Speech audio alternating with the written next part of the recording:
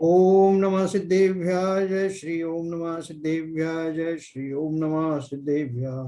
मंगलम भगवान वीरो मंगलम गौतमो गणी मंगलम कुंद कुंदाद्यो जैन धर्मोस्तु मंगलम। सर्वमंगल मांगल्यम सर्व कल्याण कारकम प्रधानम सर्वधर्माणाम जैनम जयतो शासनम जैनम जयतो शासनम जैनम जयतो शासनम। तो देखो कल अपन पढ़ रहे थे, पहले अपन ने शुरू में ये पढ़ा था पिछले चैप्टर में कर्म नो कर्म की ऋषेक निषेक रचना पढ़ी थी। और कल थोड़ा शुरू किया है जीव और कर्म की स्वतंत्रता। ये देखो ये सब्जेक्ट क्या है, जीव और कर्म की स्वतंत्रता ना जानने के कारण बहुत सारे लोग जो हैं इवन जैनियों में जो थोड़ा बहुत जान लेते हैं इधर उधर का, तो उनको ये संदेह हो जाता है कि भैया कर्मों से मैं बहुत बुरी तरह से बंधा हुआ हूँ और जब तक कर्म नहीं छूटेंगे जीव कुछ भी करने में स्वतंत्र नहीं है। तो वो उसको प्रैक्टिकली भी बोलते हैं हम करें कैसा, हमारे तो कर्मों का उदय है, जब तक कर्मों में फंसे हुए हैं तो हमारे हाथ में कुछ है ही नहीं। ऐसी दीनता पूर्वक बात करके और जीव जो है अपने वास्तव में जो अपना पुरुषार्थ है उस पुरुषार्थ को स्मरण भी नहीं करता कि मैं कितना पुरुषार्थी हूँ और कर्मों की वर्तमान अवस्था के बावजूद भी मेरा पुरुषार्थ बखूबी चल सकता है। ऐसा ज्ञान न होने के कारण जीव अपने आप को परतंत्र मानता है। तो इन्होंने इस वाले जो पत्र में यही दिया है, मैं एक बार फिर से यहीं से शुरू। कर्म का इतना आवाज आने लगी। बाबूजी बाबूजी बाबूजी बाबूजी हाँ ठीक है। कर्म का इतना सूक्ष्म विवेचन म्यूट कर दीजिए, म्यूट कर दीजिए।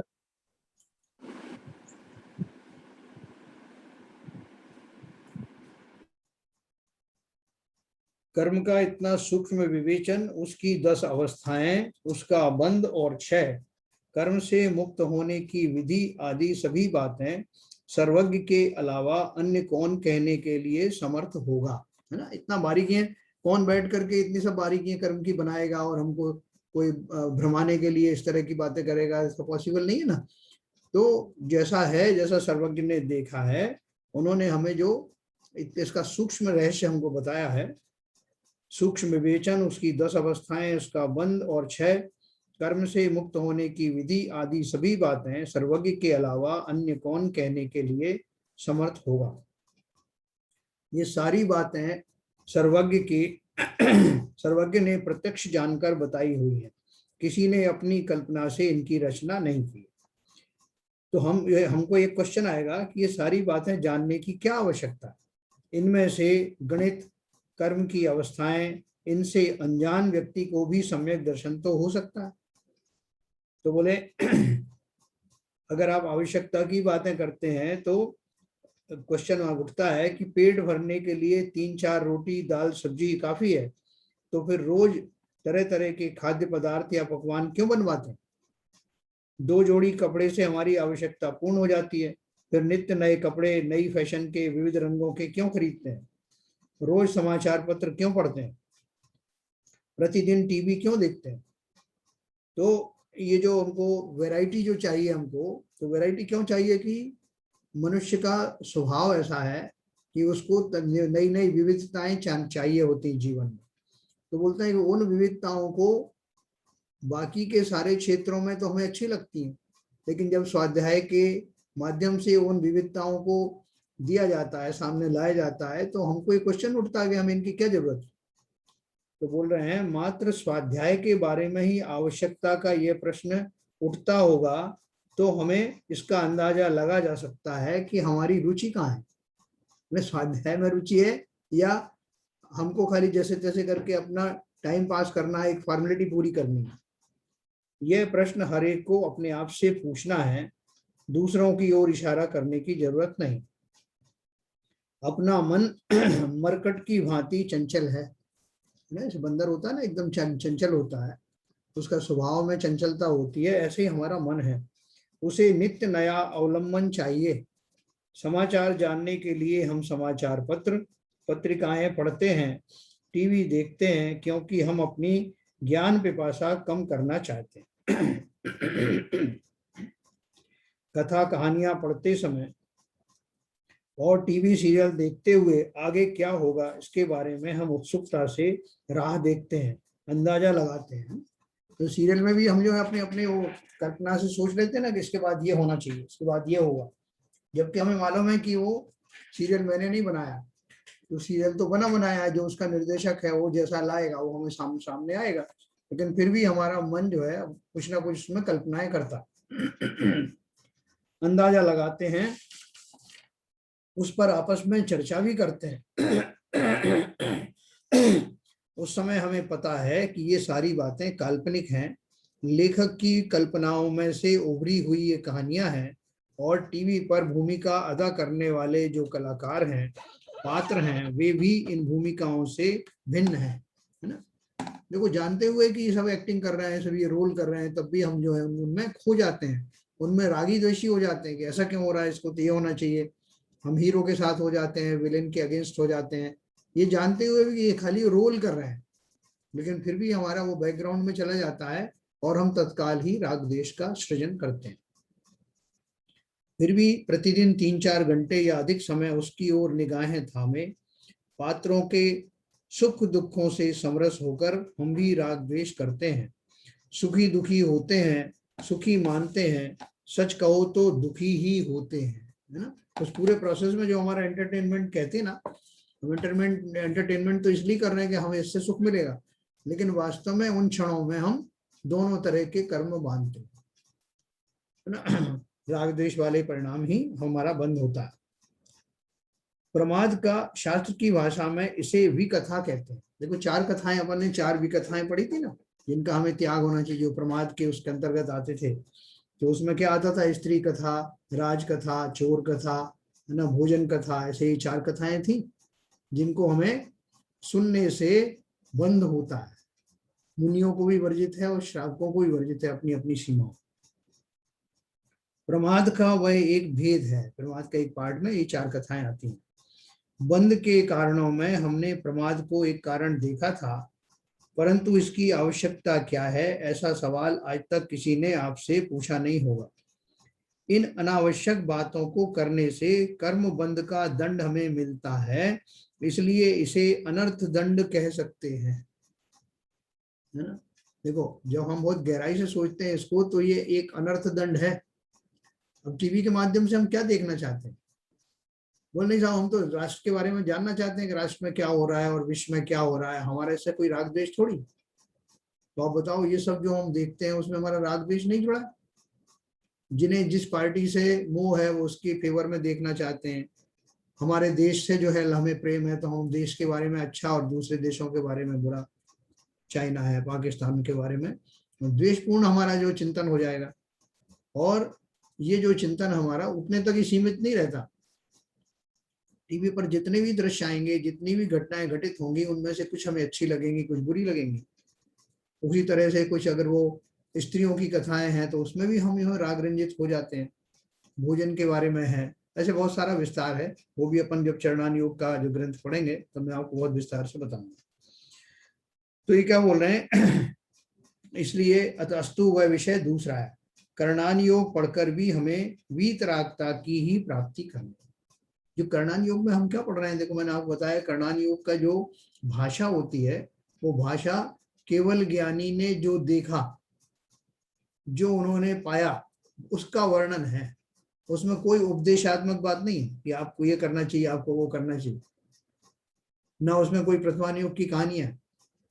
तो उसमें क्या है, ना द्रव्यानुयोग आत्मा की जो है बहुत ज्यादा गहराई से उसका जो है ज्ञान बताया, वहां तो रहस्य बताया है कि जीव के जो भाव होते हैं, उन भावों से क्या क्या घटित होता है, कैसे भाव करने से क्या होता है। गुण स्थान भी उसी का एक भेद है। तो जीव कहाँ पाए जाते हैं, उनमें किस तरह के भाव होते हैं, जब वो ये सोचता है तो उनका क्या फल मिलता है, इस तरह के जो दृश्य हैं वो कर्णान योग का विषय है जो हमारा चल रहा है। लेकिन वो पढ़ना किस लिए है? वो खाली ये नहीं कि हमने गणित जान लिया और बस काम हो गया। उसके पीछे उद्देश्य क्या है कि मुझे अपने खोटे भावों से परिचय प्राप्त करना है और उन भावों से निकल करके जो जीव आगे बढ़ते हैं उनकी कैसी दशा होती है।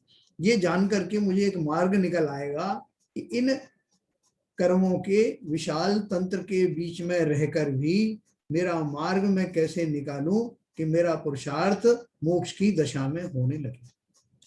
तो कर्णान योग पढ़कर भी हमें वीतरागता की ही प्राप्ति करनी है। सामान्य कथन की अपेक्षा कोई भी बात विस्तार से समझाने पर तुरंत समझ में आती है। ये बोल रहे हैं कि अगर हम शॉर्ट में कहें कि भाई साहब वो जो कर्म है आपके, जब तक कर्म है संसार में रहना पड़ेगा, और कर्म जब आपके छूट जाएंगे तो मुक्त हो जाओगे।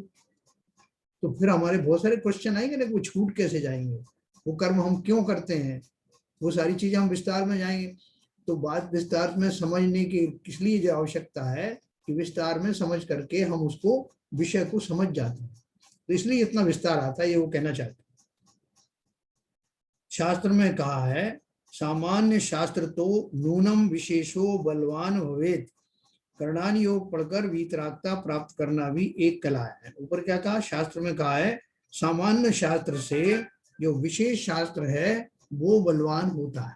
जैसे हम जीव के सामान्य गुण जानते हैं, उद्गल के सामान्य गुण जानते हैं, लेकिन उनके विशेष गुण जानने से हमें विशेष लाभ होता है, डिस्टिंक्शन हो जाता है जीव में और अजीव में और बहुत सारी चीजों में। तो इसलिए सामान्य चीजें तो बहुत जगह आपको मिल जाएंगी, लेकिन जो विशेष रूप से 6 द्रव्यों के बारे में जैसा जैन दर्शन में बताया वैसा आपको कहीं मिलेगा नहीं। और इसको पढ़ करके, और हमारा उद्देश्य क्या है, कहानी किससे नहीं है, इसका उद्देश्य है इसमें से वीतरागता कैसे प्राप्त करना है। ये एक कला है। जैसे मैंने आपको बताया कि अपन क्रिकेट खेलते हैं या कोई भी गेम खेलते हैं तो उसमें उसके रूल्स होते हैं। तो वो रूल्स में 2 चीजें होती है कि अगर आपने ऐसा किया तो फाउल हो जाएगा और ऐसा किया तो स्कोर हो जाएगा। तो हम उनमें से फाउल से बचते हुए स्कोर ज्यादा से ज्यादा कैसे करें विद इन दी रूल्स, वो हम सब सीख लेते हैं कलाएं। तो उसी तरह से कर्णान योग पढ़ने से हमें अपने भावों की विचित्रताएं और कैसे उन पहले के बंधे हुए कर्मों में से निकल करके और अपनी राह पकड़नी है, ये टेक्निक हमें आ जाती है। ये कर्णान योग का बहुत फायदा है। कर्णान योग का विषय सूक्ष्म है, उसमें मन की एकाग्रता की आवश्यकता होती है। इसमें कुछ गणित तो ऐसे कठिन हैं कि बुद्धिवंतों को भी पसीना छूट जाए और मति चक्कर में पड़ जाए। मैं आपको सही बात बताऊं कि मैं अभी सोच रहा था कि आगे के जो विषय आने वाले हैं जिसमें जो मैथमेटिक्स आएगा तो वो मैं कैसे समझा पाऊंगा, इसकी मुझे अभी से चिंता हुई। हालांकि वो तो इसमें इनके हिसाब से वो एलिमेंट्री है, लेकिन जिन्होंने कभी उस मैथमेटिक्स को देखा नहीं वो उसमें अचरज में पड़ जाएंगे। तो फिर भी अपन कोशिश करेंगे। परंतु यदि उसे उत्साह के साथ समझने का प्रयास करेंगे तो उपयोग की सूक्ष्मता होती है, विषय अपनी पकड़ में आता है ना। अगर हम बहुत बारीकी से उसको समझेंगे, बहुत ध्यान से समझेंगे तो समझ में आएगा। सम्यक्त के कारणों की अपेक्षा से जो भेद बताए हैं उनमें से एक बीज सम्यक्त है। कर्णान योग के बीज गणितों को भी सम्यक्त का कारण बताया है, अर्थात उपयोग की इस एकाग्रता में से हटकर स्वसन्मुख परिणामों द्वारा सम्यक की प्राप्ति होती है। क्या बोल रहे हैं कि आपने वो देखा है ना, वो एक लेंस होता है जिसको अपन सूरज की किरणों को कंसंट्रेट करें तो उसमें कागज में आग लग जाती है। उसको बिल्कुल बारीक बिंदु पे फोकस करते हैं तो उसमें आग लग जाती है। अब वो कागज में आग लगाने का पर्पज नहीं है, जैसे पहले वो चकमक पत्थर होता था ना, उसी से लाइटर वगैरह बने। तो उद्देश्य क्या है, मुझे अपना चूल्हा जलाना। तो चूल्हा जलाने के लिए अभी मैं क्या करता हूँ कि उस कागज को और वहां ले जाता हूँ चूल्हे के पास में, और वो उस कागज के ऊपर जहां से सूरज की रोशनी बाई चांस आ रही है तो उसको उस पर कंसंट्रेट करके और कागज पर लगी हुई अग्नि को वहां ट्रांसफर कर देता हूँ चूल्हे में, तो वो जल जाती। तो मैंने वो अग्नि जलाई खेल के लिए नहीं जलाई थी, उसको मुझे ट्रांसफर करना था चूल्हे पर। इसके लिए मैंने उस फोकस करके कंसंट्रेट किया। ठीक उसी तरह से ये जो कर्णान योग का जो गणित है उसको समझने में जो मैंने अपनी बुद्धि में सूक्ष्मता लाया, उस सूक्ष्मता को फिर मैं उस उपयोग को लगाऊंगा अपने आप को समझने में।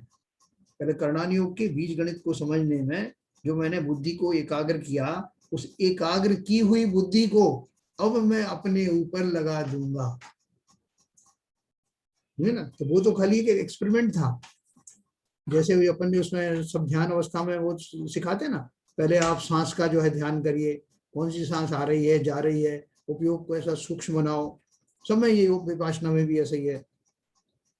तो उपयोग को सूक्ष्म करने का अर्थ यह है कि हमारी ऐसी प्रैक्टिस हो जाए, उसके बाद जब हम उस उपयोग को सूक्ष्म करके फोकस करके अपने ऊपर लगाएंगे तो आत्मा समझ में आने लगेगी।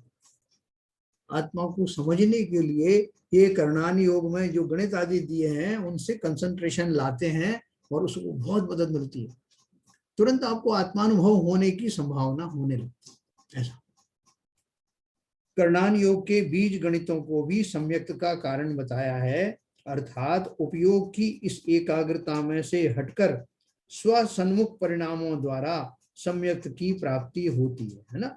वहां बीज गणितों में उपयोग लगाए, वहां से फिर हटा के स्वसन्मुख ले आए।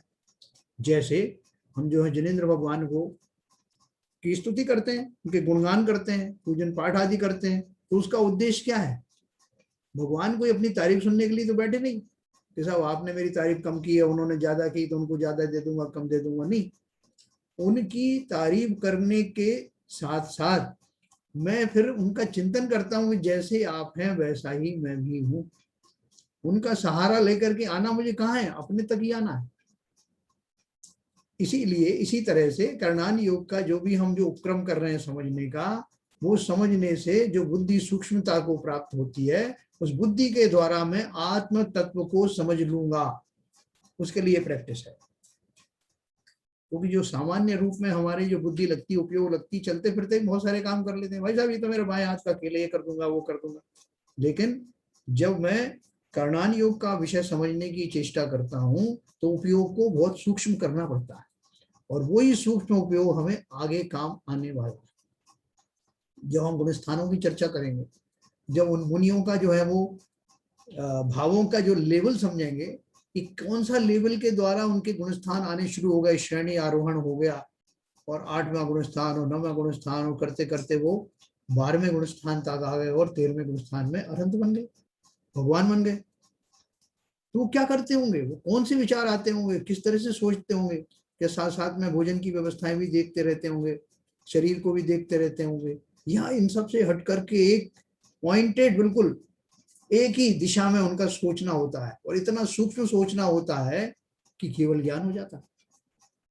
वो जिस केवल ज्ञान के लिए अपन ने पहले पढ़ा, किसी को 1000 साल लगते हैं, किसी को जो है 5000 साल लगते हैं, जो भी लगना, वो केवल ज्ञान प्राप्त करने के लिए जिस सूक्ष्मता की, जिस कंसंट्रेशन की आवश्यकता होती है, जो अंतर मुहूर्त में केवल ज्ञान प्रदान करने वाला में सक्षम है, उसकी सूक्ष्मता लाने के लिए ये सारा उपक्रम है। ठीक है ना। फिर अपन ध्यान के बारे में फिर से पढ़ेंगे तो हमको समझ में आएगा। गुणस्थान, मार्गणा, पर्याप्ति, प्राण, संज्ञा, उपयोग के भेद आदि संबंधी जो यथार्थ और विस्तृत विवेचन जैन आगम में पाया जाता है, वैसा अन्यत्र कहीं भी नहीं है। देखो अभी आप जरा विशेष ध्यान देना, मैं क्या कहना चाहता हूँ। ये शब्द भी आपको कहीं नहीं मिलेंगे जैन दर्शन के अलावा।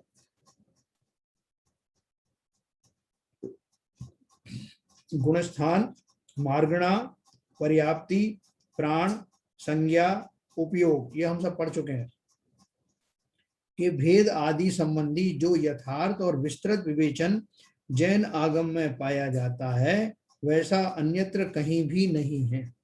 अन्यमति भी कहता है कि मैं आत्मा हूं, आत्मा शुद्ध है, अकर्ता है, अभोक्ता है, परंतु वे सर्वथा उसे वैसा ही मानते हैं। सर्वथा उसे वैसे ही मानते हैं मतलब हर अवस्था में। लेकिन जैन सिद्धांत में क्या बताया? जैन सिद्धांत में बताया कि अवस्थाएं यानी पर्याय में आत्मा शुद्ध अवस्था में नहीं, पर्याय। वहां तो पर्याय की भाषा नहीं समझते, वो तो एक जैसे समझते हैं। पर्याय का क्या लगता पर्याय? आत्मा तो जैसी है वैसी ही हर दशा में है, ऐसा वो मानते हैं। यहाँ क्या उन्होंने लिखा है? अन्यमति भी कहता है कि मैं आत्मा हूँ, आत्मा शुद्ध है, अकर्ता है, अभोक्ता है, परंतु वे सर्वथा उसे वैसा ही मानते हैं, है ना। हमारे यहाँ क्या है, दशा क्या है हमारे यहाँ, हम जब उस शुद्ध स्वरूप को समझते हैं, ध्रुव स्वभावी आत्मा के बारे में सोचते हैं, तो ऐसा ही है। लेकिन अभी जब तक स्वभाव में वो पर्याय नहीं आए, वो पर्याय स्वभाव वाली जब तक आ नहीं जाती, तब तक आत्मा उस स्वरूप में दिखाई नहीं देता। जैसे वर्तमान में मेरी जो पर्याय है वह शुद्ध पर्याय है, जिसमें आत्मा की वो जो ध्रुव स्वभाव है वो प्रकट नहीं हुआ है। वहां उनके यहाँ तो हमेशा प्रकट है, ये वो कहना चाहते हैं। अन्य मती भी कहता है कि मैं आत्मा हूं, आत्मा शुद्ध है, अकर्ता है, अभोक्ता है, परंतु वे सर्वथा उसे वैसा ही मानते हैं। उसे सुनकर कोई सोचेगा कि अरे अपने शास्त्रों में भी तो ऐसा ही पढ़ा था। देखो हमें कंफ्यूजन कहाँ हो जाएगा, अपन बहुत सारी टीवी पे भी देखेंगे जो इसमें आ रहा है कि हमको लगता है, भ्रम हो जाता है कि यही बात तो हमारे यहाँ लिखी जो वो कह रहे हैं, बजाओ ताली। तो आगे क्या लिखा उन्होंने, परंतु एक बात याद रखो कि जैन शास्त्रों का इस तरह का कथन निश्चय नय का कथन है, और व्यवहार नय के कथन में जीवों के शरीर, इंद्रिय, कर्म, गुणस्थान आदि कितने पाए जाते हैं उसका वर्णन पाया जाता है। वहां ऐसा दोनों में डिस्टिंक्शन नहीं आता, दूसरे जो दर्शन है उनमें। अन्य मती इन बातों को जानता नहीं और ब्रह्म सत जगत मिथ्या, है ना, ब्रह्म सत्य है और जगत पूरा मिथ्या है, ऐसा कहकर परद्रव्यों और पर्यायों का सर्वथा निषेध करता है। ठीक है, मैं अभी आपको अनम्यूट करूंगा।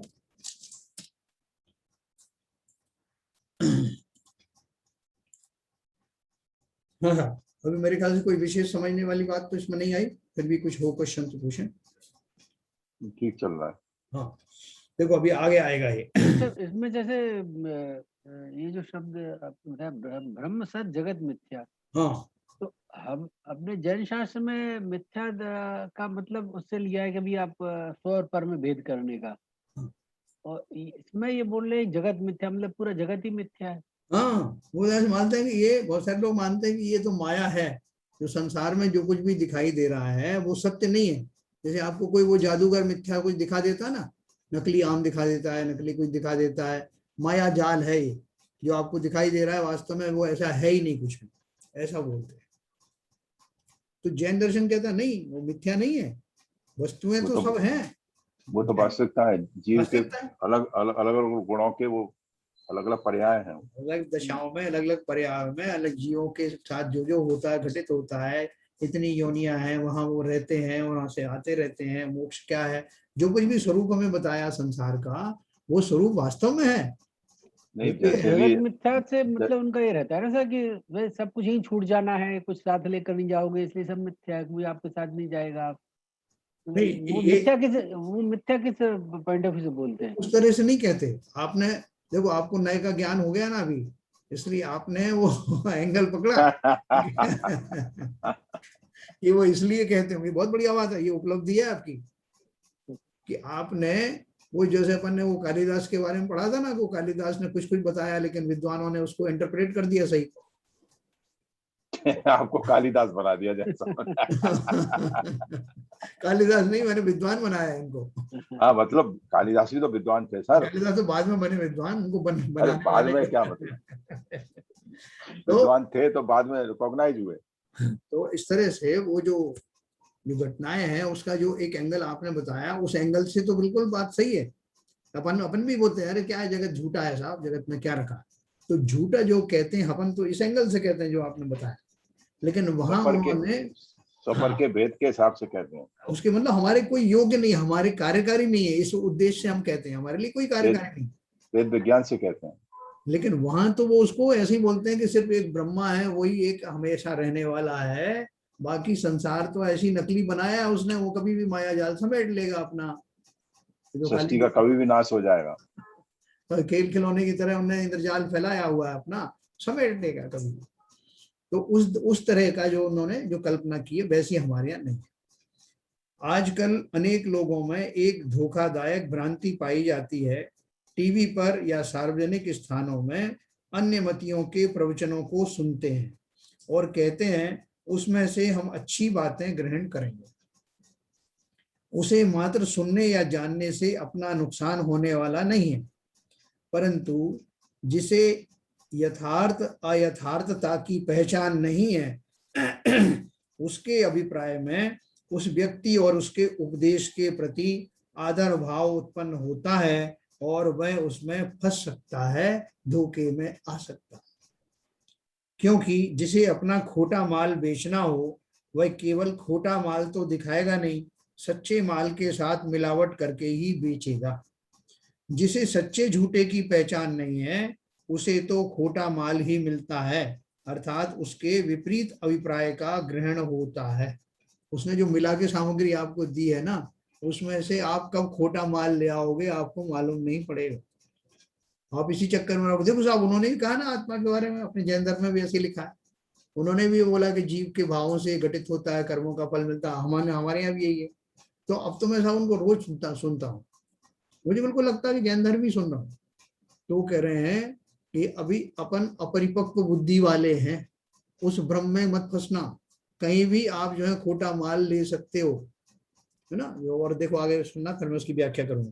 कहीं भी प्रोनाइज हो जाओगे। हाँ, शास्त्र में इसे अनायतन कहा है। 6 अनायतन हमने पढ़े थे ना। 6 अनायतन जो है मूढ़ मूढ़ लोगों के 6 अनायतन होते हैं। खोटे अनायतन कौन से होते हैं, है ना, कुगुरु, कुदेव, कुशास्त्र और 3 उनके मानने वाले, ऐसे 6 अनायतन थे। उनके द्वारा हम मिथ्या दृष्टि बने रहते हैं। तो सुमोद प्रसाद को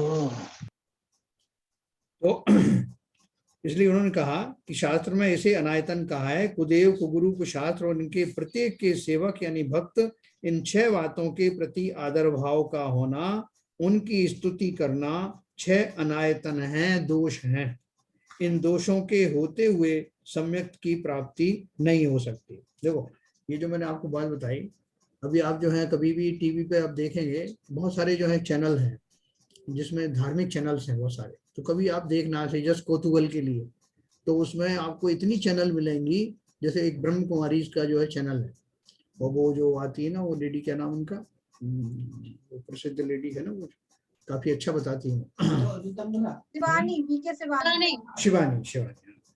तो वो उसके साथ में आता है ना, वो एक्टर है जो उनके साथ में, वो मिलकर के उनके डायलॉग चलते हैं, वो उनको बहुत बारीकियां समझाती हैं। विवेक ओबेरॉय, सुरेश ओबेरॉय, हाँ सुरेश ओबेरॉय। तो उसको वो जो समझाते हैं बिल्कुल जो है एकदम काफी सटीक आपको लगेगा। भावों की इतनी बारीकियां, जितनी बारीकियां जो हमारे यहाँ विशेष ग्रंथों में बताई हैं, वो सहज ही में बोलती है। क्रोध के आवेग कैसे आते हैं और हमको किस तरह का चिंतन करना है, उनके सारा जो जितना आप देखोगे उसमें आपको बिल्कुल ऐसा लगेगा कि जैसे जैन धर्म का ही किसी ने विश्लेषण और अच्छे प्रकार से किया हो। अब उसमें से उसको आप आगे तक सुनते रहना, तो आपको मालूम पड़ेगा कि यहाँ कैच कहाँ है।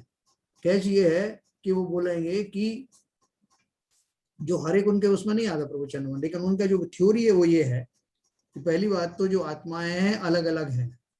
मनुष्यों की आत्माएं अलग हैं, जानवरों की आत्माएं अलग हैं। एक तो ये हो गया, और उनके नंबर फिक्स हैं। ना तो जो मनुष्य वाली आत्माएं वो जानवर बन सकते हैं, ना जानवर वाले मनुष्य बन सकते हैं।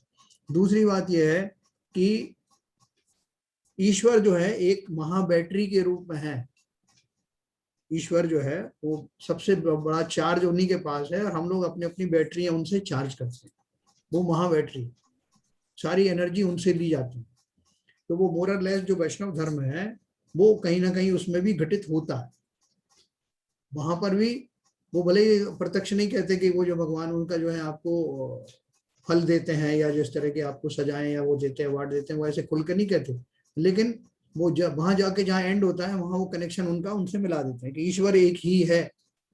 मतलब आप और हम ईश्वर नहीं बन सकते, ईश्वर एक ही है। और बाकी सारी जो आपकी संवेदनाएं हैं, जो कुछ वो है, वो सब हम करते रहते हैं, और उनका नुकसान होता है, फल होता है, वो सब बताते हैं। ऐसे जैसे लिखा ना कि अच्छे मोतियों के बीच में खोटे मोतियों को मिला के परोसा जाता है और लोग भ्रमित हो जाते हैं। तो क्या करना चाहिए हमको, तो आगे भी उन्होंने लिखा है, आगे लिखा है उन्होंने, मैं और आपको बता दूं। मोक्षमार्ग प्रकाशक में एक प्रकरण आता है जिसमें वो कहते हैं कि अगर आपकी पत्नी या बेटी सुशीला हो आपने प्रूव कर लिया हर तरह से, आप आश्वस्त हैं कि वो सुशील है, तो वो कहीं भी जाए, किसी के यहाँ भी जाए, घर वालों को चिंता नहीं रहती कि वो अगर दृढ़ है, अपने उसमें ब्रह्म में दृढ़ है, सुशीला है, तो उसके ऊपर किसी को कोई डर नहीं रहता कि वो जहां भी जाएगी कभी किसी उसमें फंसेगी नहीं। लेकिन अगर हमें जरा भी उसके ऊपर संदेह है तो कोई ना कोई उसके साथ होगा, हमेशा संदेह की नजर से देखेगा, कहीं ये बिगड़ ना जाए। उसी तरह से जब तक हमारा ज्ञान ऐसा परिपक्व ना हो जाए कि हमें भ्रमित होने की कोई आशंका ना रहे, तब तो फिर भी आप कुछ दूसरी किताबें भी पढ़ सकते हो। इवन वो जो कुरान भी पढ़ लेगा तो उसको कुछ बिगड़ेगा नहीं, वो भ्रमित नहीं होगा। लेकिन जब तक हम छद्मस्त हैं, बहुत नीचे की भूमिकाओं में हैं, जब तक हम कहीं भी भटक सकते हैं, तब तक स्ट्रिक्टली जैन दर्शन छोड़ करके किसी और दर्शन के बारे में मत करना कोशिश। अभी हमारी बहुत एलिमेंट्री भूमिका है, हम कहीं भी जो विचलित हो सकते हैं, नकली असली मिला करके कोई परोसेगा तो हम भ्रमित हो सकते हैं। इसलिए बहुत ध्यानपूर्वक करना। इन सब चैनल को देखने में कोई नुकसान नहीं, लेकिन नुकसान तब होता है कि जब उनको धारणाओं में ले आते हैं और उनमें वैसी कल्पना करते हैं कि यही जैन धर्म में भी तो यही बताए, है ना, क्योंकि वो विस्तार में जाके कहीं ना कहीं जाकर के वो खोटे सिद्ध होते हैं।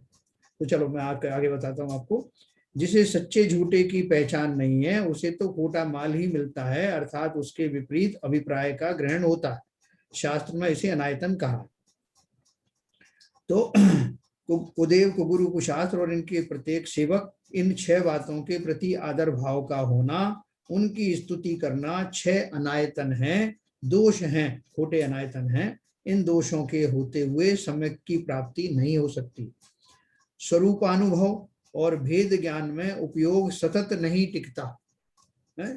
देखो, मैंने आपको बताया कि जो अंतर मुहूर्त तक जो है, अगर जीव का भाव टिक जाए, एक दिशा में टिक जाए, तो हमारी भूमिका में अगर जो पहले हमें सम्यक दर्शन नहीं हुआ, तो सम्यक दर्शन के लिए भी वही कंडीशन है कि अगर अंतर मुहूर्त तक 48 मिनट तक मेरे उन भावों में मैं टिक गया। कौन से भावों में?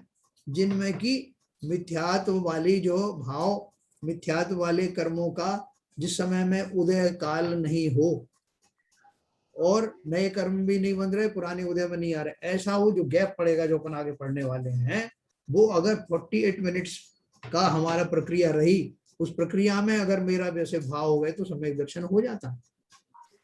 उसी तरह से जब केवल ज्ञान आने की स्थिति होती है, तो जैसा मैंने आपको बताया कि 48 मिनट तक वो स्वानुभव में भेद विज्ञान पूर्वक, भेद विज्ञान तो पहले ही हो गया, तो सम्यक दर्शन हो गया। अब तो बात आ रही है स्वानुभव की, जिस स्वानुभव का कथन हम द्रव्यान योग में बहुत विस्तार से पढ़ने वाले हैं। उस स्वानुभव को लाने के लिए उपयोग टिकता नहीं है, नहीं तो मुझे ही हो जाता ना केवल ज्ञान। तो बहुत सारे जो मुनि हैं जिन्होंने अभी श्रेणी नहीं आरोहण किया है और उनको कई कई वर्षों हो गए, शतक हो गए, लेकिन केवल ज्ञान नहीं हुआ। तो उसका कारण क्या है? और ऐसा भी नहीं उनको भेद विज्ञान नहीं, भेद विज्ञान भी है। और ऐसा भी नहीं है कि उनको स्वरूपानंद, स्वरूप का अनुभव नहीं हो रहा है। लेकिन कंडीशन क्या है? उस स्वरूप के अनुभव का कार्य काल एक अंतर मुहूर्त तक अगर कंटिन्यूअस रह गया तो केवल ज्ञान। उसकी प्रैक्टिस करना हमको। ये जो हम कर्णान योग पढ़ रहे हैं, मैं आपको वहीं लेके चल रहा हूं। उस कर्णान योग के माध्यम से हम उस दशा को पहुंचेंगे जहां पर मैं स्वरूप अनुभव को मैं अपने उसमें लेके आऊंगा, अपनी भूमिका में लेके आऊंगा, अपनी पर्याय में घटित होऊंगा। स्वरूपानंद अनुभव और भेद ज्ञान में उपयोग सतत नहीं टिकता, ये नियम है। सविकल्प दशा में उपयोग बार बार पलटता है। अपने को निर्विकल्प दशा लानी ना, तो निर्विकल्प और सविकल्प में क्या अंतर है कि मेरा उपयोग एक जगह नहीं टिकता, वो सविकल्प दशा है। और जब एक जगह फोकस हो जाएगा तो ऐसा नहीं कि निर्विकल्प का अर्थ ये नहीं कि विचार शून्य हो जाना। निर्विकल्प का अर्थ है एक ही विचार पर सतत कंसंट्रेट बने रहना, उसे निर्विकल्प कहा। तो वो जो निर्विकल्प अवस्था है, उसमें आने पर मेरा उपयोग बार बार पलटेगा नहीं। इसका भी अभ्यास हमको अभी करना है, इसी पर्याय में करना है। पहले तो गृहस्थ अवस्था में ही करना है, इसकी प्रैक्टिस कर सकते हैं कि मेरा उपयोग चंचल ना रहे, बार बार ना पलटे। अगर स्वाध्याय कर रहा हूं तो पूर्ण एकाग्रता के साथ कर रहा हूँ, जाप देने बैठूं तो पूर्ण एकाग्रता से 108 बार। ऐसा नहीं कि जो है उसमें से 40 बार तो जो है भगवानी चेक करके आ गए कि दूध तो नहीं उफन रहा है ना। ऐसा जो हमारा उपयोग है वो अस्थिर ना बने, इसकी प्रैक्टिस रोज करना। जो भी कार्य करूं, देखो संसार के भी कार्य हम करते हैं तब भी हम एकाग्रता से नहीं करते, बहुत कम चीजें। बच्चों को तो बोलते हैं बच्चों एकाग्र होकर के पढ़ो, है ना, लेकिन हम स्वयं भी अपने कार्यों में जिन जिन कार्यों में एकाग्र होकर करते हैं वो कार्य जो है सफल होते हैं। तो यहाँ भी वही है, सविकल्प दशा में उपयोग बार बार पलटता है। उस समय करणान योग के अभ्यास से, ये सारी विशेष बातें जानने से आत्मगुण अधिक विकसित होता है, क्योंकि सत्य बातों का ज्ञान होना ज्ञान का विकास ही है। अपन और ज्यादा से ज्यादा गहराई में जान रहे हैं चीजों को, तो क्या कर रहे हैं, अनजाने में ही मैं दो काम कर रहा हूँ। एक तो अपने ज्ञान का पैमाना दायरा बढ़ा रहा हूं, और दूसरा ये एकाग्रता की प्रैक्टिस कर रहा हूं जो मुझे ध्यान के समय में काम में आने वाला है। तो अभ्यास से ये सारी विशेष बातें जानने से आत्मगुण अधिक विकसित होता है, क्योंकि सत्य बातों का ज्ञान होना ज्ञान का विकास ही तो है। इससे जीव संबंधी अपना विश्वास दृढ़ होता है। मैंने जीव के बारे में जो कुछ पढ़ा, जो थ्योरी पढ़ी, उस थ्योरी का जब मैं और विस्तार करता हूँ और उसे प्रैक्टिकल लाइफ में देखता हूँ कि भाई मैंने ये पढ़ा था कि कर्मों का कैसे बंद होता है, कैसे उदय में आते हैं, और जब मैं उसको प्रैक्टिकली देखता हूँ कि हाँ वास्तव में ऐसा ही हो रहा है, जब मेरे भाव जो हैं उनमें जुड़ जाते हैं, जब मैं उनमें राग देश के परिणामों से, पुरानी घटनाओं से जुड़ता हूँ, तो मैं वर्तमान में ही वैसा ही दुख महसूस करता हूँ जैसा उस समय किया था जब वो घटना हुई थी। आप कोई भी प्रैक्टिकल उठा के देखो जो शास्त्रों में लिखा है, अब समय आ गया है कि उनको अपनी लाइफ में घटा करके देखिए कि वो सिद्धांत सही है कि गलत है। अब ये समय आ गया, हम में से सब ने थोड़ा थोड़ा भूमिकाओं के हिसाब से जान लिया, और थोड़ा बहुत ही और बढ़ाना है, बाकी आपके काम के लायक हमारा ये सब आ गया है। अब तो समय आ गया है उसको प्रयोग में लाने की। ये हमारी प्रयोगशाला है, समस्त संसार हमारी प्रयोगशाला है। उस प्रयोगशाला में सारे जो जैसे लोग बंदर के ऊपर एक्सपेरिमेंट करते हैं, खरगोश के ऊपर करते हैं ना, हमें तो ये पूरा जगत मिला हुआ है एक्सपेरिमेंट करने के लिए। और तरह तरह के जीव हैं जो हमारे अनुरूप ही एक्ट नहीं करेंगे, उन्हें जैसा करना है। उन अवस्थाओं में मेरी ये विद्या, इसको उपयोग में लाके देखना, वो समता की जो प्रैक्टिस है वो करके देखना, उसमें ही आनंद आने लगेगा। तो उन्होंने क्या लिखा, जीव और कर्म का विस्तार सहित विवेचन जानने से स्वा कौन और पर कौन, इनका स्पष्ट चित्र अपने मनः चक्षु के सामने उभर आता है। भेद ज्ञान को पुष्टि मिलती है। अपन क्या बोलते हैं, भाई साहब मेरे साथ ऐसा ऐसा घटित हुआ है कि मैं जान गया हूं कि कौन मेरा है कौन पराया है। अपन तो वो कौन से पैमाने पे जानते हैं, ये स्वार्थ वाले पैमाने हुए, इसने मेरा अच्छा किया था, वो मुसीबत के समय काम नहीं आया, हमारा तो भेद विज्ञान इतना ही है। लेकिन यहाँ वो भेद विज्ञान की बात नहीं कर रहे हैं। कौन सा भेद विज्ञान है, स्वा कौन और पर कौन, अर्थात इस आत्मा के अतिरिक्त समस्त जगत की समस्त व्यक्ति वस्तुएं पर हैं।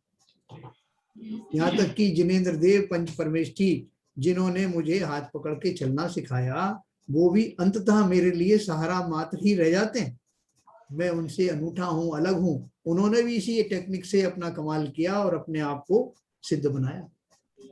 तो यहाँ हाँ, यहाँ 100% मेरा शरीर भी, शरीर तो बहुत दूर की बात है, पर भाव, शरीर तो बहुत पहले छूट गए जब हमने वेद विज्ञान किया। उसके अलावा पर भाव यानी पर वस्तुओं के बारे में चिंतन करना, इवन पंच परमेष्ठी का भी चिंतन करना, उस ऊंची भूमिका की बात कर रहा हूँ।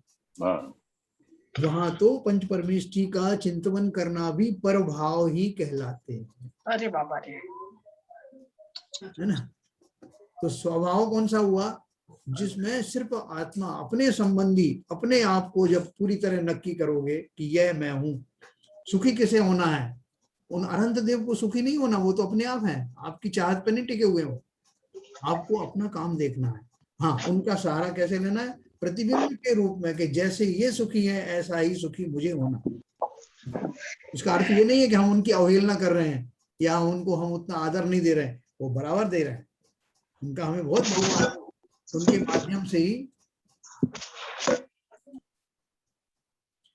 माध्यम से ही हम ये सब कुछ सीखे हैं, इसलिए उनके प्रति तो बहुत हमारा बहुमान है। लेकिन जब मुक्त अवस्था को धारण करने की बात आएगी, सुखी होने की बात आएगी, तब उन सबको, सब वस्तुओं, सब तरह के विचारों को पर की कैटेगरी में ही रखना पड़ेगा। ये बात सबके क्लियर हुई ना?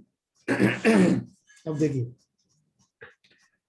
मिथ्या दृष्टि, सम्यक दृष्टि, वृत्ति, मुनि, अरहंत, सिद्ध आदि सबका स्वरूप अपने ज्ञान में स्पष्ट रूप से झलकता है। उसके फलस्वरूप स्वयं में निर्णय करने की पात्रता तैयार होती है ना? जब हम जैसे जैसे आगे बढ़ेंगे तो हमको ये स्वरूप क्लियर हो जाएगा, मिथ्या दृष्टि कौन है, सम्यक दृष्टि किसे कहते हैं, वृत्ति किसे कहते हैं, मुनि कौन है, अरहंत कौन है, सिद्ध कौन है। ये सारी भूमिकाएं, ये स्वरूप हमारे हमको अब क्लियर होने लगा। इसमें अब किसी को मेरे ख्याल से वो ज्यादा कंफ्यूजन नहीं, अपने ज्ञान में स्पष्ट रूप में से झलकता है। उसके फलस्वरूप स्वयं में निर्णय करने की पात्रता तैयार होती है, मुझे इनमें से क्या बनना है, या वर्तमान में मेरी भूमिका क्या चल रही है, या वर्तमान में ये मुनि महाराज हैं तो ये कौन से गुण स्थान में हैं, आगे ये क्या करने वाले हैं। ये सारी बातें मुझे इसलिए जाननी है कि मुझे भी तो वही करना है ना। देखो, जब भी हम किसी और मुनिराज की किसी की बात करते हैं तो वो बात करके बहुमान तो उनके प्रति है, लेकिन मुझे घटित वो अपने अंदर करना है, ये भाव है मुख्य।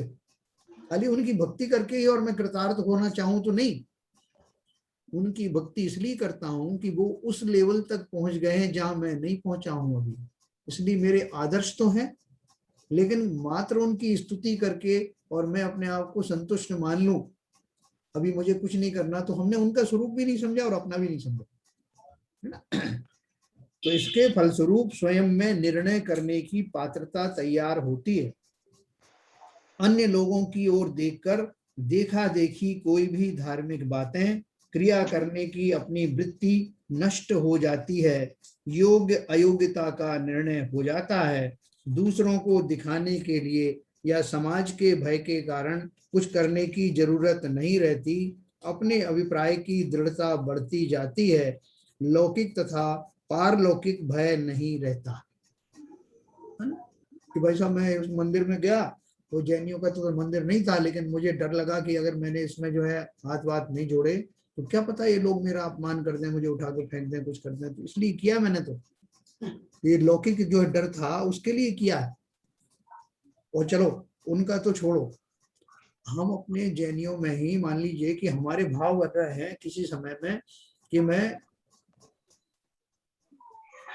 स्वाध्याय करूं, कोई बहुत अच्छा कहीं सब्जेक्ट चल रहा है, वहाँ मंदिर में, ये बड़े बड़े मंदिर होते हैं ना, हमारा भी बनेगा कभी, तो वहाँ एक जगह पे जो है स्वाध्याय हो रहा है, एक जगह पे भक्ति चल रही है, एक जगह पे कोई और क्रियाएं चल रही है, कोई सांस्कृतिक कार्यक्रम चल रहा है। और सांस्कृतिक जरूरी नहीं कि सांस्कृतिक कार्यक्रम में सबका मन लग रहा हो, आप वहां गए तो कुछ लोग वहां पे बहुत एंजॉय कर रहे हैं, मेरा मन नहीं लग रहा है, मान लो हम में से किसका नहीं लग रहा है, तो हमको लग रहा है कि हम जो है स्वाध्याय करें या हम पूजा करें। तो आपका जिसमें मन लगे, देखा देखी की बात नहीं है कि मन तो लग रहा है स्वाध्याय में और जबरदस्ती करने के लिए कि भाई साहब वो क्या कहेंगे कि ये मैंने सुंदरी नाटक चल रहा है, ये देख नहीं रहे कोई, मुझे ऐसा नहीं कि वो कह दे कि ये तो मिथ्या दृष्टि है या ये जो है ये जैनी नहीं है। इस डर से मैं स्वाध्याय के भाव होते हुए भी उन जगहों पर बैठ गया। तो क्या बोल रहे हैं कि सबके अलग अलग भाव होते हैं, उस समय जो आपको रुचिकर लगे और जो आपको लगे कि वो ऊंची जाति के जो हैं वो भाव हैं, उनमें चले आइए। देखो उन्होंने फिर से लिखा है यहाँ पे, अन्य लोगों की ओर देखकर देखा देखी कोई भी धार्मिक बातें, क्रिया करने की अपनी वृत्ति नष्ट हो जाती है, योग्य अयोग्यता का निर्णय हो जाता है। हम सभी निर्णय कर सकते हैं कि मुझे इस समय क्या करना है, दूसरे के भाव उसमें लग रहे हैं, ठीक है, उसके वहां लग रहे हैं, दूसरों को दिखाने के लिए या समाज के भय के कारण कुछ करने की जरूरत नहीं रहती। ये दृढ़ता हमको कर्णान योग से आने लगती है। मेरे क्या भाव चल रहे हैं? देखो, हमने अभी तक जो कुछ पढ़ा उसमें जीव का जीवन और मरण क्या है उसे देखा। जीव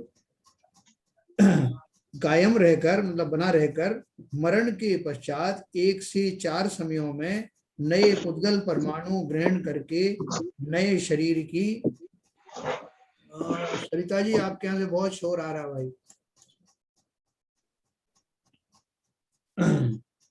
तो जीव बना रह करके मरण के पश्चात 1 से 4 समयों में नए पुद्गल परमाणु ग्रहण करके नए शरीर की का निर्माण करता है। उसमें विशिष्ट कर्म निमित्त होते हैं। आदि बातों का ज्ञान होने पर क्या मरण संबंधी डर कम हुआ, ऐसा हमको नहीं लगता? देखो, अपन अभी कुछ दिन से क्या चर्चा कर रहे हैं कि भाई साहब, जो मरण नाम का जो शब्द है उसमें हम जिससे डरते हैं वो तो कभी हुआ ही नहीं और ना कभी होने वाला है। ना तो हम आज तक मरे हैं और ना आगे कभी मरने वाले हैं। अरे अब क्या बात कर रहे हैं, हम तो 50 बार मर चुके और अभी मरने वाले हैं। अभी से हमने सब अपनी प्रॉपर्टी वगैरह सब वसीयतनामा लिखना शुरू कर दिया कि हम मर जाएंगे तो क्या होगा। तो उनको आप आश्वस्त कर रहे हो कि नहीं, वो आप कभी नहीं मरोगे। न केवल आप नहीं मरोगे, आपका शरीर भी नहीं मरेगा। तो यह कैसे हो सकता है? तो अब हमने समझ लिया, इसकी सिद्धि हो गई कि जिन परमाणुओं से शरीर बना है उस शरीर का डिसइंटीग्रेशन होना, इस जीव से इस पर्याय में बिछड़ जाना, इसी का नाम मरण है। और मरण क्या है? और मैं मरता नहीं कभी भी, नई पर्याय धारण करूंगा, नए परमाणु। ये परमाणु किसी और के काम आएंगे, मुझे इनमें से भी कुछ आ सकते हैं, दूसरे भी आ सकते हैं। ऐसे शरीर का निर्माण होता रहता है। जब ये बात हमारे बिल्कुल विश्वास के लेवल पे आ जाती है तो वो ऐसा जीव मरने से डरता नहीं, वो तो मृत्यु महोत्सव मनाता है। मृत्यु महोत्सव के ऊपर कितनी किताबें हमारे लिखी हैं अंदर में। आपको उनको पढ़ करके इतना अच्छा लगेगा कि भैया आप तो मृत्यु कब आ रही है, आ जाए, ऐसा भाव। इसलिए उन्होंने क्या लिखा, कर्णान योग के बारे में बताना है कि कर्णान योग पढ़ने से फायदा क्या है। तो हमने अभी तक जो कुछ पढ़ा उसमें जीव का जीवन और मरण क्या है उसे देखा। जीव हमेशा बना रहकर मरण के पश्चात 1 से 4 समयों में, इतने समय लगते ना विग्रह गति में, 1 से 4 समयों में नए पुद्गल परमाणु ग्रहण करके नए शरीर का निर्माण करता है। उसमें विशिष्ट कर्म निमित्त होते हैं, आयु कर्म वगैरह है, या आपका जो और जितने कर्म आते हैं। आदि बातों का ज्ञान होने पर क्या मरण संबंधी डर हमारा कम नहीं हुआ? बिल्कुल हुआ, 100% हुआ। कम, अब वो अलग अलग डिग्री, अलग अलग जितना जितना विश्वास बढ़ता जाएगा उतना उतना कम होता जाएगा। अन्य मती मानते हैं कि मनुष्य कर्म करता है और ईश्वर उसका फल देता है ना। उनकी ईश्वर संबंधी मान्यता ही बिल्कुल गलत है। शायद उन्होंने ईश्वर को ऑनरेरी सुपर सर्वेंट का पद बहाल कर दिया हो, है ना, कि वो ये काम करते रहते हैं बैठ करके। वो ये निर्णय करते हैं कि किस जीव को कहाँ भेजना है, किस जीव की ड्यूटी कहाँ लगानी है, कौन से पेड़ में कौन से जो है फल लगाने हैं, कौन से फूलों में कौन सा रंग भरना है। अगर ईश्वर यही सब करता रहे तो उसको सुख मिलेगा क्या? वो सुखी रहेगा क्या? वो तो हमेशा आकुल बना रहेगा, टेंशन में ही रहेगा। भाई साहब मैंने वो भरना भूल गया कलर उसमें। ऐसा नहीं कि वो गुलाबी की जगह उसमें काले फूल आ जाए, तो सुबह उठते ही मुझे देखना है कि मैं सही रंग भरूं, है ना। इतनी व्यापक सृष्टि में अगर वो ये सब कुछ करने बैठ गया तो फिर वो ईश्वर, जिस ईश्वर की हम कल्पना करते हैं कि वो पूर्ण सुखी है, सर्व तरह से शांत है, तो इन क्रियाओं को करने वाला क्या हो सकता है सुखी? यही सबसे बड़ा जो है वो भ्रामक तथ्य लोगों ने फैला रखा। इसलिए वो कह रहे हैं, अन्यमती मानते हैं कि मनुष्य कर्म करता है और ईश्वर उसका फल देता है। उनकी ईश्वर संबंधी मान्यता ही बिल्कुल गलत है। शायद उन्होंने ईश्वर को ऑनरेरी सुपर सर्वेंट का पद बहाल कर दिया है। तुम पुण्य पाप करो और ईश्वर उसका हिसाब किताब रखकर तुम्हें फल देगा। तो अपन भी बेफिक्र हो गया कि भाई साहब वो कितना हिसाब हुआ, बोले उनकी डायरी में लिखा है ना, वो देखते रहेंगे। हमें क्या करना? हम तो करते रहे, हम करते रहेंगे, वो सब नोट कर रहे हैं। वो साहब मिलाते रहेंगे। उनमें कहीं हिसाब में गड़बड़ी हो गई तो जरूर हम उनको पकड़ लेंगे, साहब ये आपने गलत लिखा है, इतना तो मैंने पुण्य किया था, आपने पाप के खाते में डाल दिए। मैं जाके गला पकड़ लूं। जो हमारी आदत है। दरअसल यहीं पे लोचक हो जाता है कि ईश्वर कहाँ है और हम कहाँ है, हमारा कर्म सिद्धांत कहाँ गया। हाँ दोनों पैरेलल साथ साथ चलते हैं उनके यहाँ। हाँ, यस यस यस, या तो बिल्कुल तुम सही कर्म कह रहे हैं सिद्धांत मानो या ईश्वर मानो, दो में से एक ही बात मानो ना। तो मैंने एक बार एक ट्रेन में मैं जा रहा था, तो एक बगल में बैठे सज्जन, मैंने उनसे पूछा कि एक बात बताओ, वैष्णव थे वो, कि ये ईश्वर ने जो ये सृष्टि बनाई वो क्यों बनाई, क्या जरूरत थी उनको। बोले अरे साहब आप जानते नहीं हो, भगवान तो भगवान ही है, जो अपने अपन जैसे गेम वेम खेलते रहते हैं, ऐसे ही उनके मन में आया कि एक नया गेम खेला जाए। तो मैंने कहा अच्छा वो भी बोर होते हैं। बोले अरे साहब बोर होना तो स्वभाव है, जैसे अपन बोर होते हैं ऐसे वो भी हो जाते हैं। उन्होंने सारी सिमली जो है ना एक गृहस्थ के से मिला दी। बोले हम भी जैसे पत्नी रखते हैं वो भी रखते हैं, वो उनको भी भूख प्यास लगती है तो वो भी भूख करते हैं जो भी है, तो उनमें क्या अस्त्र शस्त्र भी रखते हैं, सब कुछ वहां। फिर उनमें ईश्वरत्व क्या हुआ, तो ईश्वरत्व यही है कि वो सब में इधर उधर करते रहते हैं, कुछ ना कुछ फेरफार करते रहते हैं। जिन्होंने मुझे ध्याया हम कठपुतली से नाचते रहते हैं। जिन्होंने मुझे ध्याया, जो मेरी शरण में आ गया, उसके सब पाप धुल गए, है ना, नहीं आया उसका कुछ नहीं। तो ये जो कल्पना है, हम लोग अगर थोड़ा सा ठहर करके विचार करें, लेकिन हमारा सबका क्या एक वो है, दुर्भाग्य है कि हम जिस कुल में जन्म लेते हैं उस कुल में ईश्वर का जो स्वरूप माना जाता है, हम भी अंधानुकरण करके वैसा ही मानने लगते हैं। जैनियों के बारे में भी ऐसा ही है, हमने जैन कुल में जन्म लिया इसलिए हम जैन हैं, जैनी हैं ऐसा मानते हैं, तो हमें तो मानना पड़ेगा, हमें पुरखों से मान रहे हैं साहब जैन धर्म को। लेकिन यहाँ फर्क है, फर्क क्या है कि हम उसको उस व्याख्या को समझते हैं, समझना भी चाहते हैं। जिन्होंने नहीं समझा है वो तो जैन है ही नहीं, वो तो बाकी के जैसे हैं वैष्णववादी हैं वैसे हम वो भी हैं। स्कूल में आ गए, हम महावीर स्वामी को अपने कुल देवता मानते हैं, जैसे वो अपने महादेव जी को मानते हैं। वो उनका, हम भी जाए वो रुद्राभिषेक करते हैं, हम भी अभिषेक करते हैं। आप मिला के देख लो कंपेरिजन, सब वही के वही है। वो भी उनसे कामनाएं करते हैं, हम भी करते हैं।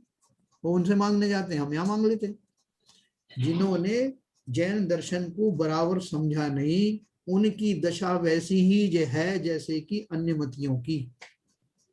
तो जैन कुल में जन्म ले लिया ये बात जरूर है, लेकिन नहीं है, जब तक मान्यताएं सुधरेगी नहीं, मेरा दर्शन क्या कहता है, मैं उससे कन्विंस हूं कि नहीं, ऐसा ही घटित हो रहा है कि नहीं, जब तक ये मान्यताएं नहीं होंगी। इसलिए तो वो मिथ्या दृष्टि बने रहते हैं, और हमारे यहाँ भी मिथ्या दृष्टि बने हुए, दोनों की कैटेगरी एक ही है। इसलिए भली भांति समझना, मैं इस जैन कुल में आया ऐसे ही नहीं आ गया, बहुत पुरुषार्थ किया मैंने, और जब आ गया हूं तो इस दर्शन को भली भांति समझना, क्योंकि उससे ही मुझे आगे बहुत काम पड़ने हैं, उससे ही मेरी मुक्ति संभव है। तो चलिए समय होने वाला है, 1 मिनट में और बढ़ता हूं, समाप्त करेंगे। कर्म की यह सारी व्यवस्था स्वयं चालित है, ऑटोमेटिक है। जीव के प्रति समय के मोह राग द्वेषों का नाप इन कर्मों से हो सकता है। खूनी अपराधी हमारे लौकिक कायदे कानून से छूट सकते हैं, परंतु कर्म पाश से छूट नहीं सकते। एक खून करे या 4 खून करे, फांसी तो एक बार ही लगनी है, ऐसा कहने वालों को कर्म के कायदे कानून का ज्ञान नहीं है। कर्म के इस कानून में भागने के कोई रास्ते नहीं है, भ्रष्टाचार नहीं है, रिश्वतखोरी नहीं। देखो ये जो जितना भी खेल हो रहा है संसार में, अपन बड़े कई बार दुखी हो जाते हैं, खासतौर से वो ज्यादा दुखी होते हैं जो कि दिन रात टीवी पे देखते रहते हैं कि अब क्या हो रहा है, या पेपर पढ़ते रहते हैं, वो बड़े दुखी रहते हैं। जैसा मैं तो चाह रहा था कि गवर्नमेंट गिर जाए, लेकिन वो गिर नहीं रही है। वो मजिस्ट्रेट को उसको फांसी की सजा देनी चाहिए, तो उसने उसको बरी कर दिया। और हम ये सारी तिकड़म बिठाते रहते, संसार में क्या हो रहा है, कैसा भ्रष्टाचार हो रहा है, उन्होंने पैसे खाए और उसको छोड़ दिया, और गलत आदमी को सजा दे रहा है, ये सब क्या हो रहा है। घोर कलयुग आ गया। देखो जब से हमने जैन सिद्धांत पढ़ा है तो एक बात समझ में आई होगी, कोई सा भी कलयुग आ जाए, घोर आए अघोर आ जाए, जो नियम है प्रकृति के वो बदलते नहीं। जिनका अभी आबादा काल चल रहा है, जिन्होंने कर्म तो बांध लिए हैं लेकिन अभी वो उदय में नहीं आए हैं, हमें दिखाई ये दे रहा है कि वो तो मजे कर रहे हैं साहब, कुछ हो ही नहीं रहा है। हमें ये नहीं मालूम कि इनका जितना लंबा आबादा काल होगा उतनी लंबी स्थिति वाले कर्म बंध रहे हैं, और जब उदय में आएंगे तो झेले नहीं जाएंगे। हम क्यों नहीं चिंता कर रहे हैं कि इस संसार में ये हो रहा है, साहब वो हो रहा है, भ्रष्टाचार हो रहा है, वो जज ने पैसे खा लिए, उसे कुछ नहीं होगा। जब तक उस जीव का सजा टल रही है तब तक ये सारी घटनाएं इसी तरह से होती रहती है, सब निमित्त मिलते रहेंगे, लेकिन उसमें न्याय परफेक्ट होता है। हमारे और आपके इंटरवेंशन की जरूरत नहीं, 100% परफेक्ट होगा। उसमें कोई किसी तरह की रिश्वतखोरी या भ्रष्टाचार नहीं चलेगा। वो जो अदालत है कर्मों वाली, संसार की सबसे बड़ी अदालत है, निष्पक्ष है और सटीक है। ऐसा भाव रखने से हमें संसार में होने वाली कोई भी घटना, चाहे वो स्वयं पर घटित हो रही हो चाहे दूसरों पर, उसमें पक्का विश्वास होने से हम आकुल व्याकुल नहीं होंगे। ये बहुत बड़ा अचीवमेंट है। अब सोच के देखना, संसार में जो भी घटनाएं घटित हो रही, हमारे परिवार में ही क्यों ना हो रही हो, उनमें अगर हमने ये कर्म सिद्धांत लागू करके देखा कि मेरी ये दशा क्यों हुई, मुझे आज अपमान क्यों हुआ, मुझे वो क्यों नहीं मिला, उनके बच्चे इतने अच्छे हैं मेरे क्यों नहीं हुए, कोई सी भी लेवल पे घटित करके देख लेना, जो कर्म सिद्धांत आपको सब में रास्ता दिखाएगा। जो और आप कहने लगे हुए कि जो कुछ हो रहा है बहुत अच्छा हो रहा है, जो होगा इससे भी अच्छा होगा। तो हमको बहुत जल्दी ये मार्ग कर्म सिद्धांत के माध्यम से प्राप्त हो, इसी भावना के साथ आज की बात समाप्त करें। बहुत बहुत बढ़िया कंक्लूजन दिया। चलिए साहब जिनवाणी स्तुति करें।